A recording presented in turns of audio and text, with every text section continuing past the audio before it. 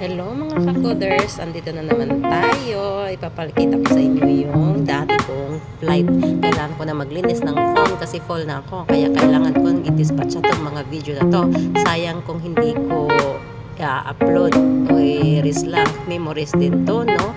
So ito na nga, yung pag-uwi ko nito, 2000... Kailan ba yun? 22? 4 years from simula akong lumayas.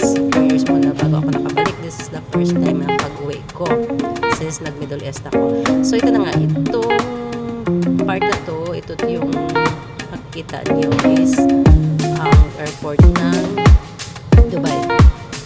Dito ako nag-wait sa waiting area, parang feeling maganda kasi nga kailangan natin ng video. So sayang naman, di ba? Papasok na kami.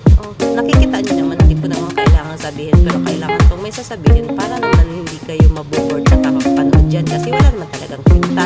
So lagyan natin ng kwenta pero wala pa rin kwenta. So bahala na kayo. So ito na nga, ayun, papasok na. Kita niyo naman talaga. Kailangan ko lang sabihin para may maingay naman, di ba? So dito tayo sa pinaka mura na airplane. Alam niyo na, FW, tipid-tipid. So, bilang pag nasa aeroplano, iwan ko pa kung bakit kailangan natin nasa bintana, kailangan may kita yung wings. So, ayan na nga, normal na talaga yan yung pakita yung passport. Ewan ko ba? So, normal na yan. So, bahala na ka dyan. So, feeling maganda ako dito. Kailangan video-video. O, ayan. Dumating na ba ako dito? Nasa Naiya na pala ako. O, ito na yung Naiya. Dadating kasi na-connecting flight ako. Naghihintay pa ako ng Cebu. So, nagsa-surprise ako yung pag-uwi. Hindi ko sinasabi. Surprise nga, diba? So, ayan. Dumating na ako. Naghihintay ng kung ano-ano na lang ang binibideo ko. Basta. O, di, kung anong nakikita, ano yun na yun. Ewan ko nga ba, kailangan kong magyaw-yaw dito. So, ayan. Nasaan na ba yung 9 years kong maleta? So, saan na ba ako nito?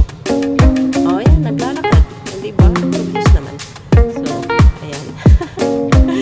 Wala na akong masasabi. So, ayan. Ayan na lang. Ayan. Pasipon na ako. Sige, bye.